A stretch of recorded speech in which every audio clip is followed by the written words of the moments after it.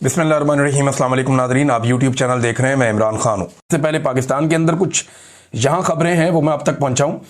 Number एक ये है कि सुहेल अफरीदी और जुनैद अकबर के लिए खैबर पख्तूनख्वा उसमें पुलिस का कुछ छापा वापा रिपोर्ट हुआ पहले रात के वक्त, और खुर्रम दिशान साहब जो हाल ही में सेनेटर बने हैं, उन्होंने इसके ऊपर एक ट्वीट किया जिससे काफ़ी थरथली मच गई थी। फौरी तौर पे लोग पहुंचे, जाकर उन्होंने रिपोर्ट किया कि वहाँ पे ऐसा कुछ नहीं है, सब कुछ अमन व अमान है। फिर बाद में पता चला कि पुलिस आई ज़रूर थी और उनके पास कुछ वारंट्स थे, और वो जुनैद अकबर और सुहेल अफरीदी। और फिर बाद में एक और खबर आई कि जनाब सुहेल अफरीदी वो ये वाला नहीं, कोई और सुहेल अफरीदी है। लेकिन ये जो भी है ना, ये सिलसिला शुरू हुआ था खैबर पख्तूनख्वा हाउस के ऊपर पुलिस के अटैक का, जब गंडापुर साहब वज़ीर आला खैबर पख्तूनख्वा थे। उससे पहले कभी किसी की जरूरत नहीं होती थी। मुझे अच्छी तरह याद है कि अगर कोई खैबर पख्तूनख्वा हाउस में या सिंध हाउस में चला जाता था तो इस्लामाबाद की पुलिस वहां पे अंदर दाखिल नहीं होती थी, पंजाब पुलिस दाखिल नहीं होती थी। वो उनकी अपनी सिक्योरिटी होती है, वो अपना बंदोबस्त करते हैं। तो ये कुछ चीज़ें जो हैं वो उसूल हुआ करते थे, लेकिन अब नहीं है। अगर गंडापुर साहब उस दिन बाहर निकलकर आईजी के सामने खड़े हो जाते और उसको दलेरी के साथ कहते कि आप पकड़ मुझे, तो शायद ये कभी सिलसिला शुरू ना होता। लेकिन जिस तरह वो छुपे रहे, उसके बाद वो पहाड़ क्रॉस करते रहे, उसके बाद ये वतीरा ही बन गया। मेरे ख्याल में सुहेल अफरीदी का तर्ज अमल डिफरेंट होगा। अगर वो कहीं खैबर पख्तूनख्वा हाउस में होता और वहां पे पुलिस उसके लिए जाती तो शायद उसका तर्ज अमल वो ना होता जो गंडापुर का था। लेकिन ये तो वक्त आने में पता चलेगा। अभी फिलहाल ये खबर आई और उसके बाद काफ़ी बेचैनी पैदा हुई, लेकिन फिर सोशल मीडिया के ऊपर चीज़ें आने से पता चला कि नहीं, मामला ऐसे नहीं है। नाज़रीन, दूसरी इंपॉर्टेंट बात जो है वो 27वीं आईनी तरमीम ही है। देखिए, दो चीज़ें हैं। ये नवंबर का महीना, एक तो आर्मी चीफ की एक्सटेंशन होगी, और आर्मी चीफ की एक्सटेंशन 2 साल की होगी, 3 साल की होगी या 5 साल की होगी, इसके बारे में अभी तक कोई क्लैरिटी नहीं है। चीज़ों को लंबा किया जा रहा है, और तमाम सिक्योरिटी फोर्सेज के हेड बनने की एक ख्वाहिश है आर्मी चीफ की, जिसके लिए उन्हें एक नया ओहदा CDS का दिया जाएगा। और पसे पर्दा क्या चल रहा है इस पर कोई बात नहीं करता, कोई इसके ऊपर खबर नहीं देता। लेकिन जब भी कोई काम करती है पाकिस्तान की एस्टेब्लिशमेंट पाकिस्तान में, खास तौर पे गुज़िश्ता 4 सालों से, तो वो अपने आप को और अवाम को और लोगों को और हुकूमत को और अपने सारे साथियों को ये धोखा देते हैं कि बस ये आखिरी काम है, इसके बाद सब ठीक हो जाएगा। क्योंकि इन्हें हमेशा से जीतने की आदत पड़ी हुई थी पाकिस्तान की मिलिट्री एस्टेब्लिशमेंट को। इन्होंने कायदे आज़म के साथ लड़ाई की, ये जीत गए। इनका दाव लग गया, कायदे आज़म बहुत बुजुर्ग थे, सोशल मीडिया नहीं था, हालात वैसे नहीं थे। फातिमा जिन्ना से इन्होंने लड़ाई की, ये जीत गए, इनका दाव लग गया। लियाकत अली खान से जीत गए, शेख मुजीब से ये लोग तो जीत गए, लेकिन पाकिस्तान हार गया, 2 टुकड़े हो गया। जुल्फ़िकार भुट्टो से ये जीत गए, बेनज़ीर भुट्टो से ये जीत गए, बार बार नवाज शरीफ से जीतते रहे। तो इन्हें लगा ये इमरान खान से भी जीत जाएंगे, लेकिन दुनिया बहुत आगे निकल गई थी। अब पिछले 3.5-4 साल से ये अपने आप को भी धोखा दे रहे हैं और पाकिस्तान की आवाम को भी धोखा दे रहे हैं और अपने साथियों और सहूलतकारों को भी धोखा दे रहे हैं। यानी सबसे पहले इन्होंने धोखा दिया कि इमरान खान की हुकूमत गिरा लेना, फिर सब ठीक हो जाएगा। हुकूमत गिरा ली, कुछ भी ठीक नहीं हुआ, लोग बाहर आ गए। फिर कहा जी कि PDM की सरकार बना लें, सब ठीक हो जाएगा, फिर भी कोई ठीक नहीं हुआ। मीडिया को कंट्रोल कर लें, फिर भी कोई ठीक नहीं हुआ। एहतजाज को ताकत से जरा एक दफा कुचल देते हैं, जो इन्होंने इसमें सिलसिला शुरू किया था मई 2025 में, वो भी करके देख लिया, फिर भी कोई फायदा नहीं हुआ। फिर जनाब इन्होंने अपोजिशन लीडर अपनी मर्जी का बना दिया, ये कर लेंगे तो काबू हो जाएगा सारा कुछ, फिर भी कोई काबू नहीं हुआ, कुछ नहीं हो सका। फिर इन्होंने बाद में तरीके इंसाफ से उनका इंतखाबी निशान भी छीन लिया कि जनाब इंतखाबी निशान ले लेंगे, बस क्या मसला हल हो जाएगा। मसला फिर भी हल नहीं हुआ। इमरान खान साहब को पकड़ के जेल में डाल देते हैं, जेल में डाल दिया, मसला फिर भी हल नहीं हुआ। इसके 10-20 हज़ार बंदे उठा के जेल में डाल देते हैं, वो भी कर दिया, मसला फिर भी हल नहीं हुआ। 1 लाख से ज्यादा बंदों पे मुकदमा दर्ज कर देते हैं, कोई बंदा मंजर आम पे आएगा ही नहीं इलेक्शन के लिए भी, वो भी करके देख लिया, मसला हल नहीं हुआ। लेवल प्लेइंग फील्ड ही छीन लेते हैं, वो भी छीन के देख लिया, मसला फिर भी हल नहीं हुआ। ये हर काम करते हुए यही सोचते रहे कि ये आखिरी काम है, ये करने के बाद हम सब ठीक कर लेंगे। एक बार राय बयान हम करवा लेते हैं, जबरी गुमशुदगियां करते हैं, उससे मसला ठीक हो जाएगा, फिर भी मसला ठीक नहीं हुआ। फिर 8 फरवरी को इन्होंने जाली फॉर्म 47 जारी कर दिया, धांधली करके कि अब तो मसला ठीक हो ही जाएगा। लेकिन फिर एक नया मसला शुरू हो गया। यानी हर वो चीज इन्होंने जो की, जबरदस्ती पार्टी छुड़ाई रहनुमाओं से, इमरान खान को अंदर डाल दिया, उसकी बीवी को अंदर डाल दिया, गिरफ्तार कर लिया, तो इन्हें लगा कि जनाब ये मसला अब हल हो जाएगा, मसला फिर भी हल नहीं हुआ। एक के बाद एक करके इन्होंने 300 मुकदमात इमरान खान के खिलाफ दर्ज किए और हर मुकदमे पे सोचते थे कि अब मसला हल हो जाएगा, लेकिन हुआ नहीं। मीडिया पे मुकम्मल तौर पे बंदी लगा दी गई, गोलियां चला दी, अवाम का कत्लेआम कर दिया, मसला फिर भी हल नहीं हुआ। 26वीं तरमीम इन्होंने कर ली, एमपीएस एमएनएस को, उनके घर की खवातीन को अगवा कर लिया, बच्चों पे टॉर्चर किया, बेशुमार खवातीन को जेलों में डाल दिया, सड़कों पे घसीटा, फिर भी इनका मसला हल नहीं हुआ। फिर इन्होंने सोचा कि ट्रंप को मना लेते हैं, मसला हल हो जाएगा। जाके ट्रंप को मना लिया, इनका मसला फिर भी हल नहीं हुआ। फिर इन्होंने कहा कि इसराइल को भी राजी कर लेते हैं, वो भी करने की इन्होंने कोशिश की, मसला फिर भी हल नहीं हुआ। फिर इन्हें लगा कि अब इंडिया के अपने तैयारे गिरा लिए हैं तो अब हमारा मामला ठीक हो जाएगा, मसला हल हो जाएगा, लेकिन मसला फिर भी हल नहीं हुआ। अब 27वीं आईनी तरमीम ला रहे हैं और दावा यह है कि इसके बाद मसला हल हो जाएगा। आपका मसला कभी हल नहीं होगा, आप उल्टे लटक जाए, आपका मसला हल नहीं होगा। मसला आपका तभी हल होगा जब आप अवाम को उसका मैंडेट वापस कर देंगे, जब मिलिट्री एस्टेब्लिशमेंट मुदाखलत बंद कर देगी। फर्ज करें कि मिलिट्री एस्टेब्लिशमेंट जो है वो इमरान खान साहब को दोबारा हुकूमत में आने देती है और कल को रिलेशन बना के इमरान खान साहब के साथ मिलकर और बाद में किसी और के साथ भी ज्यादती करते हैं। फर्ज करें, मैं ये कह रहा हूं, इमरान खान साहब मानते तो नहीं इस बारे में और उनका तो मूड बहुत मुख्तलिफ नजर आता है, तो फिर भी मसला हल नहीं होगा, याद रखिएगा। कौम उसके साथ खड़ी हो जाएगी बाद में। अब कौम जो है वो सियासतदानों के हक में नहीं है या उनके खिलाफ नहीं है, कौम मिलिट्री एस्टेब्लिशमेंट के घटिया फैसलों के खिलाफ है और उन्हें लगता है कि ये कौम के लिए, मसाइल के लिए ये जिम्मेदार है। लिहाजा मसला हल अब नहीं होना आपका, अब मसला एक ही दफा हल होगा और वो तभी हल होगा जब पाकिस्तान की आवाम मसले को हल करेगी। एक तो जो जर्नैलों की ख्वाहिश है ना एक्सटेंशन की, इसने पाकिस्तान का बेड़ा गर्क करके रख दिया। इनका कुर्सी छोड़ने को दिल ही नहीं करता, जो बैठ जाता है कुर्सी के साथ चिपक जाता है। 1 इंच जमीन इनमें से किसी ने फतह नहीं की, और एटम बम बनने के बाद कोई हमारी जमीन फतह करने तो आएगा नहीं, कोई पागल ही होगा जो आएगा पाकिस्तान में, जनाब फलाना इलाका मैंने फतह करना है, हमारे पास भी अब एटम बम है, ऐसा तो होगा नहीं। तो ये मेरे लिए बड़ी हैरत की बात है कि कोई फतूहात नहीं है, कश्मीर हमारा वैसे ही मकबूजा है, भारत ने हमारा पानी रोका हुआ है लगातार, इसके बावजूद कुर्सी से जो चिपक जाता है वो उतरता ही नहीं है। आप जितने जर्नैल देख लें, कोई एक मुझे आप बताएं जो आराम से छोड़कर गया हो। हर एक का दिल करता है, चाहे वो राहील शरीफ था, चाहे वो जनरल बाजवा था, चाहे अभी ये आर्मी चीफ हैं आसिम मुनीर साहब, ये भी नहीं जाना चाहते, इससे पहले भी कोई नहीं जाना चाहता था। ये आखिरी महीना, फेयरवेल का महीना है, कहीं जा ही नहीं रहे फील्ड मार्शल, उन्हें पता है उन्होंने यहां पे रहना है अभी और ये नौकरी उन्होंने लंबी करनी है, तो जनाब कोई भी छोड़ना नहीं चाहता होते को। अच्छा नाज़रीन, बिल्कुल एकदम शिफ्ट हो जाएगा, लेकिन मैं आपको लेकर जाना चाहता हूं सूडान में, कि सूडान में एक्चुअली हो क्या रहा है। इसके लिए आप ना पहले सूडान का मैप देखें। ये रेड सी के एक तरफ सूडान है। अगर आप सूडान का मैप निकाल के देखें तो आपको ये पता चलेगा पहली चीज कि ये अफ्रीका में है। अच्छा, इससे ऊपर की जानिब अगर आप देखें तो वहां पे मिस्र है, और अगर आप नीचे की तरफ आए तो सोमालिया है, दीगर बहुत सारे ममालिक हैं यहाँ पे, नाइजीरिया है, यहाँ पे साउथ सूडान है, युगांडा है, कीनिया है, तंजानिया है और लीबिया है ऊपर की तरफ, उसके भी कोई बॉर्डर लगता है सूडान के साथ। तो सूडान को रेड सी लगता है। अगर आप मदीना मुनव्वरा और मक्का मुकरमा से समंदर की तरफ जाएं, सऊदी अरब से मदीना मुनव्वरा से भी या मक्का मुकरमा से आप समंदर की जानिब जब ट्रेवल करते हैं तो सामने वाला एरिया जो है वो मिस्र का और सूडान का आता है। ये एरिया सामने है और यहां पे जो समंदर की पट्टी है वो बहुत बारीक हो जाती है, यानी यहां पे रवायती कश्तियों के ऊपर भी लोग एक दौर में बड़ी कश्तियों के ऊपर इसको समंदर को क्रॉस करते रहे हैं। तो ये कोई इतना लंबा चौड़ा नहीं है, यानी जितना ओमान से पाकिस्तान का फासला है सामने दिखाई भी देता है, ये उससे बहुत कम फासला है, उससे कई गुना कम फासला है। तो एक तो आपने इसकी लोकेशन देख ली कि अफ्रीकी मुल्क है और अरब ममालिक के बिल्कुल ये करीब है सूडान। अब सूडान के अंदर जो है ना कुछ खूबियां हैं जो उसको बहुत अहम बना देती है। नंबर 1, इसमें से दरियाए नील गुजरता है और नील के किनारों के ऊपर बेशुमार मादनियात के जखायर हैं। ये बात आप अपने जहन में पहले बिठा लें। और दूसरी बात यह है कि यहां पे रेगिस्तान भी है इस मुल्क में, यहां पे बहुत बड़ी और जबरदस्त सरसब्ज चरागाहें भी हैं और इसका मौसम भी अरब ममालिक से ज्यादा बेहतर है।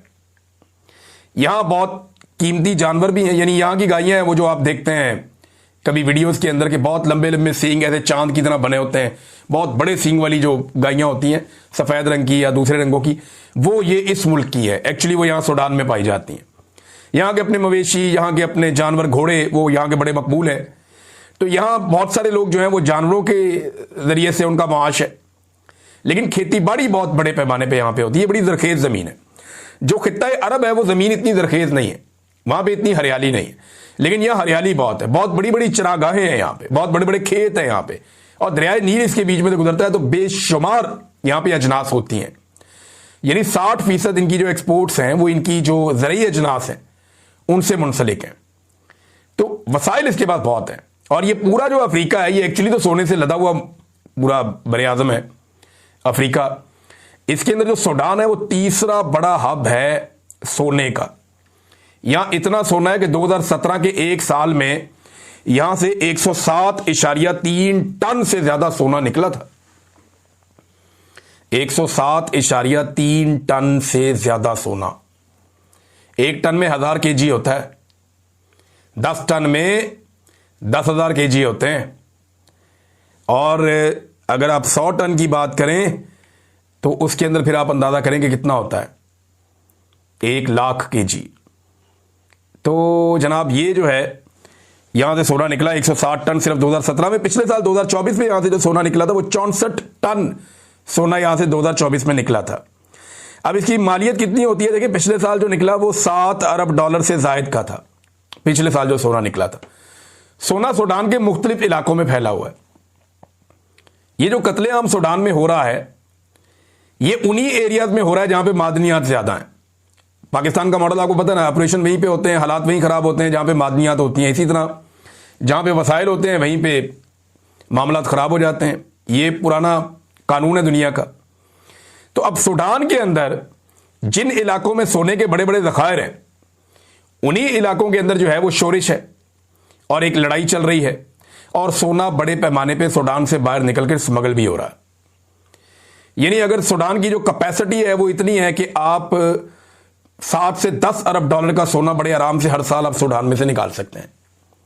और ये बहुत बड़ी अमाउंट है।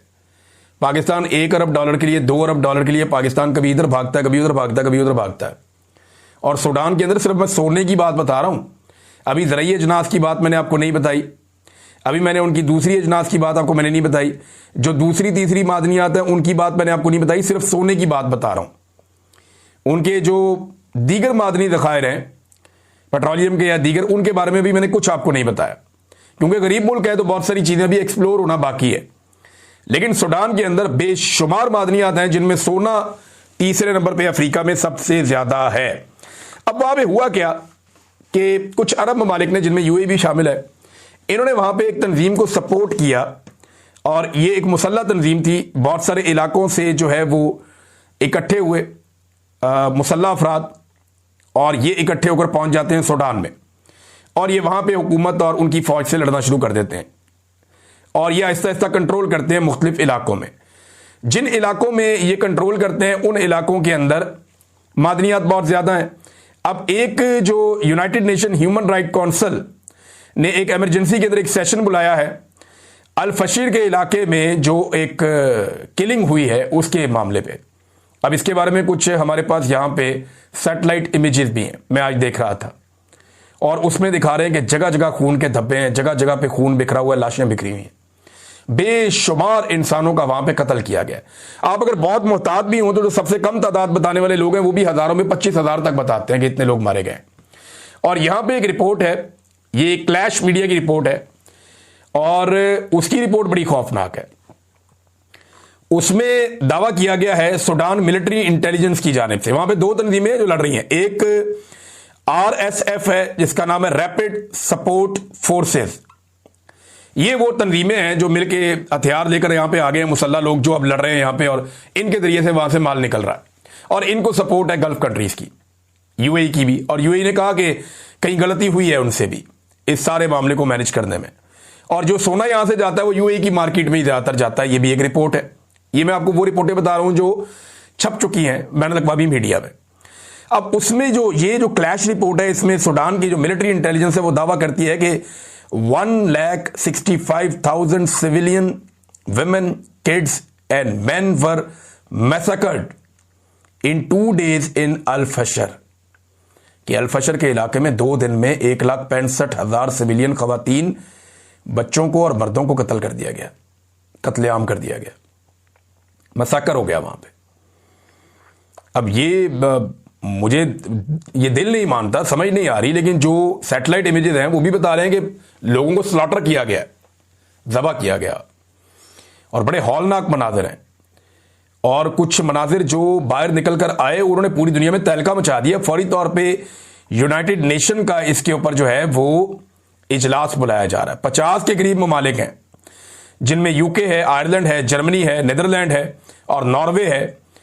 इन्होंने फौरी तौर पे 50 के करीब ममालिक हैं। इन सब ने कहा जी कि अक़वाम मुत्तहिदा का एक सेशन 14 नवंबर को बुलाया जाए और बुला के इसके ऊपर बात की जाए। ये ह्यूमन राइट्स की एक बदतरीन वायलेशन हो गई है। जो सूडान में दूसरी फोर्स है वो सूडान आर्म फोर्सेज है, यानी SAF, और जो उनके खिलाफ लड़ रही है फोर्स वो RSF। इनको हथियार जो है वो बाहर से मिल जाते हैं और इन लोगों ने आपस में लड़ लड़ के तबाही फेरी हुई है, जबकि अवाम का कत्लेआम बहुत बड़े पैमाने पर हुआ है और सोना उसकी एक बड़ी वजह अब तक की इतला के मुताबिक बताया जा रहा है। ये बड़ी खौफनाक सूरत हाल है, बड़ी तकलीफ दह सूरत हाल है। जो मनाजिर हमने देखे वो बड़े हिला देने वाले मनाजिर थे और अब क्योंकि कुछ हम कह नहीं सकते इसके बारे में कि इसका मुस्तकबिल क्या होगा, लेकिन फिलहाल एक जंगबंदी की कोशिश की गई है और जंगबंदी की उस कोशिश के नतीजे में फिलहाल दोनों फ्रीकैन ने कहा कि हम रुक जाते हैं, लेकिन आखिरी इतलात आने तक भी सिविलियंस का कत्लेआम वहाँ पे सूडान में जारी है। आबादी इसकी लगभग 5 करोड़ है सूडान की। यहाँ पे 97% मुसलमान हैं और स्याफाम मुसलमान बहुत बड़ी तादाद में है यहाँ पे। और ये वो एरियाज हैं जहाँ पे अरब ताजिर तजारत किया करते थे बहुत पुराने दौर में। यहाँ पे बड़े आराम से पहुँच जाते थे अफ्रीका के इन इलाकों में, क्योंकि जो अरब के जो खित्ते का जो सेंट्रल एरिया था, मक्का और मदीना, ये 2 बड़े हब थे। तो यहाँ से सामने की जानिब समंदर क्रॉस करके इस सरजमीन पे या मिस्र की सरजमीन पे मुसलमान पहुँच जाया करते थे उस दौर में भी या उससे पहले भी, इस्लाम की आमद से पहले भी। नाज़रीन, एक और खबर है मैं आपके सामने रख देता हूँ, ये इंटरेस्टिंग आपके लिए होगी। मैंने थोड़े दिन पहले आपको बताया था इमरान खान साहब जो किताबें पढ़ रहे हैं ना जेल में, उनमें एक बहुत बड़े इस्लामिक स्कॉलर हैं जिनकी किताबें वो पढ़ रहे हैं। उनका नाम है शेख इमरान हुसैन साहब। मैंने आपको उनकी किताबों के नाम भी बताए थे, उनकी शख्सियत के बारे में बताया था। इस वक्त वो दुनिया के अंदर आलम इस्लाम के बड़े स्कॉलर्स के अंदर एक है और उनकी तहरीरें बड़ी शानदार हैं, उनके लेक्चर्स बड़े शानदार हैं, उनकी क्लैरिटी बहुत है इस्लाम के लेक्चर्स के अंदर और उनकी बड़ी खिदमात भी हैं इस्लाम के हवाले से। तो उन्होंने एक स्टेटमेंट जारी किया। उन्होंने कहा जी इमरान खान जेल में मेरी किताबें पढ़ रहे हैं, मैं एक और किताब लिखकर उनके नाम करूंगा। ये मैं किताब लिखूंगा इमरान खान के नाम उसको करूंगा किताब को कि ये मैं उनके लिए लिख रहा हूं। अगर इमरान खान मुसलमानों के लिए आज़ादी की जंग लड़ते हुए जेल में शहीद हो गए तो मोहम्मद अली जिन्ना से जा मिलेंगे और अगर रिहा हुए तो वज़ीर आज़म बनेंगे। इमरान खान को बताओ कि तुम अकेले नहीं हो, तुम्हारा ये कारवान जन्नत में जाएगा या इस दुनिया में कामयाब होगा। शेख इमरान हुसैन साहब का एक स्टेटमेंट, इसको उर्दू में ट्रांसलेट किया हमारे S अहमद साहब ने, सोशल मीडिया एक्टिविस्ट हैं, उन्होंने इसको ट्रांसलेट किया था। मैंने वहीं से पढ़ के आपको सुना दिया। मैंने खुद ये मेहनत नहीं की, लेकिन मैंने उनका स्टेटमेंट सुना है, वो मिलती जुलती ऐसी ही बात है उन्होंने जो की है शेख इमरान हुसैन साहब ने। तो इमरान खान साहब के लिए अब शायद वो एक किताब और लिखें। अभी उनकी काफ़ी ज़्यादा एज है, बहुत ज़्यादा नॉलेज है उनके पास। पाकिस्तान के अंदर बड़े बड़े स्कॉलर्स उनको पढ़ते हैं, सुनते हैं और मैंने पहली मरतबा मेरा जो तारुफ इनके साथ हुआ शेख इमरान हुसैन साहब के साथ, वो मुझे औरिया मकबूल जान साहब ने करवाया। उनके पास बहुत सारी किताबें थी तो वहाँ से मुझे पहली मरतबा पता चला था। नाज़रीन, एक वो स्कॉलर हैं और एक पाकिस्तान के अंदर है मजहबी सियासी जमातें। अब सेनेटर मुश्ताक साहब ने तो पोल खोल के रख दिए हैं सारे के सारे जो जमात इस्लामी के। मैं हैरान हो रहा था उनका स्टेटमेंट सुन के और मैं परेशान भी हो रहा था कि ये क्या चल रहा है पाकिस्तान में। जमात इस्लामी हमें तो कुछ और कहती है मंजर आम पे, लेकिन पसे पर्दा वो क्या करती है और किस तरीके के काम करती है, मैं हैरान था। यानी सेनेटर मुश्ताक अहमद साहब ने इंकशाफ किया कि हाफिज नईम के कहने पर मैंने सेव गजा कंपेन खत्म कर दी। जो सेव गजा की एक कंपेन चल रही थी इस्लामाबाद में, वो खत्म करने के लिए जमात इस्लामी के अमीर ने कहा था। फिर उन्होंने कहा कि उनके कहने पर मैंने मंजूर पश्तीन और महारंग बलोच के प्रोग्रामों में जाना भी बंद कर दिया। बड़ी हैरत की बात है मेरे। बल्कि उन्होंने थोड़े दिन पहले यह भी बताया था कि जब मैं गजा जाना चाहता था तो जमात इस्लामी की क़यादत ने मेरे रास्ते में रोड़े अटकाए और कोशिश की कि मैं गजा ना जा पाऊं, तो फिर मैं मलेशिया से वहां से गजा के लिए गया था। ये जनाब जमात इस्लामी का एक अजीबोगरीब किरदार है। पाकिस्तानियों को बताते हैं इनसे बड़ा मुसलमान कोई नहीं है और इनसे बड़ा इस्लाम और मुसलमानों का हमदर्द कोई नहीं है, और दूसरी तरफ जो है वो पसे पर्दा ये एस्टेब्लिशमेंट जैसे चाहती है वैसे करते भी रहते हैं। मुझे हैरत होती है। अब तक के लिए इतना ही। अपना ख्याल रखिएगा, अपने चैनल का भी। अल्लाह हाफ़िज़।